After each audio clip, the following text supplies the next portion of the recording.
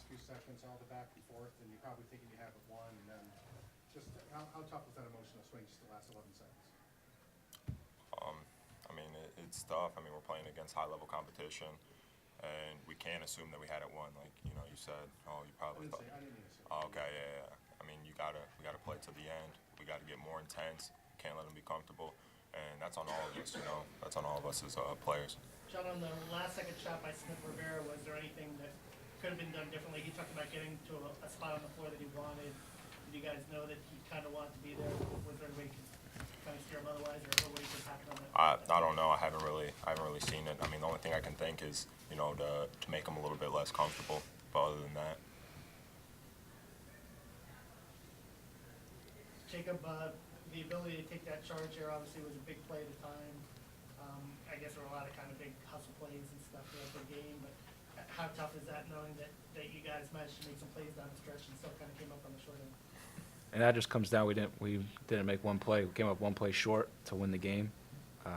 That's something we have to get better at. Really, what did you see from the final play from your perspective? Well, we tried to take some time off the clock. You know, I thought we did a good job with guys up. You know, you don't want to get beat up the sideline because once the ball gets up the sideline, it's a problem.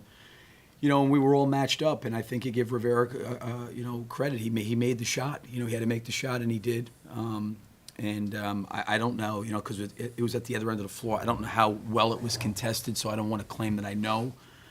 But definitely Frazier was on him, and we were matched up, and we wanted Michael on him. You know, Michael's an experienced guard, and he's played against a lot of good players, and I got confidence in Michael defensively. And, you know, it was one of those plays where he made a shot. And, you know, same thing we say for Casey Hill. You know, he kind of got down the lane, made a great play. It was a three-point play, put us up by one. But that's what ended up happening, really. He made a game-winning shot. You got to give him credit. Well, the play at the end of regulation looked very similar to the play in the first half that Eli made. What were your thoughts about, you know, that? And I guess he drove to beat the defense, but he couldn't get the call there. Yeah, he's got to find the open man on that play. Actually, he did a great job, and you know, I would much prefer Eli to get to the rim. You know, Casey Hill got to the rim, you know, very similar, and it was an angle, and he finished. It was a three-point play. People converged on Eli, and I got to show him film where he can make kickouts. But, you know, at least we've got two guards that can get in the lane. That's the biggest thing right now. And I felt like maybe some previous years we didn't have guards that could get in the lane, and we got caught hoisting a lot of desperation three-point shots. So I have no problem with Eli putting the ball on the floor like he did. He just probably could have got someone an easier shot. Jake, what was it like having Dodo and Eli back? Obviously, they're a big part of our team. But we were going in not knowing how much we were going to get from them. But they obviously provided a pretty good lift for us. But still came up one play short. Billy, the decision to start Chris Walker today, what went into that, and what were your thoughts about his performance second game and what he did? Well, you know, I really didn't have a choice as a coach. You know, I talked to Jake a little bit about it before the game because, you know, I just thought with them starting Mikal Hopkins and starting Smith together, we needed to go a little bit bigger across the front line. And, you know, Chris has worked hard, and, you know, Dorian has been out with an injury. He's been sporadically practicing here and there, and he did a little bit yesterday and a little bit on Monday. And, you know, Chris has been there. He's worked hard every single day, and I thought to give him an opportunity with John to play together. You know, we did not get a chance to work John and Chris together much before the Monroe game, you know, because that's when, you know, Eli got hurt. We had to move Jake around. Just the lineups got kind of crazy there. But I thought he deserved an opportunity to start and see what he could do. And obviously, I think around the basket, he really struggled. You know, he really struggled. What do you take from this performance in Casey? Obviously, he had first half foul trouble. He didn't get his first shot up until early in the second half. But down the stretch, he was a little more assertive. Or how do you? Yeah, I don't know. I'm more concerned about the turnovers and the plays he makes off of one legs. You know, I think in the game, you know, I look at it differently. Everybody's going to look at the last play. There was probably combined with both teams over 100 plays in the game. Okay, and I would say we probably played our 100 plays. In all honesty, we probably played about 50 of them, maybe less than that, at a level I'd like to see us play. So I think you can focus on the last play because I still wouldn't feel great even if we would have won the game.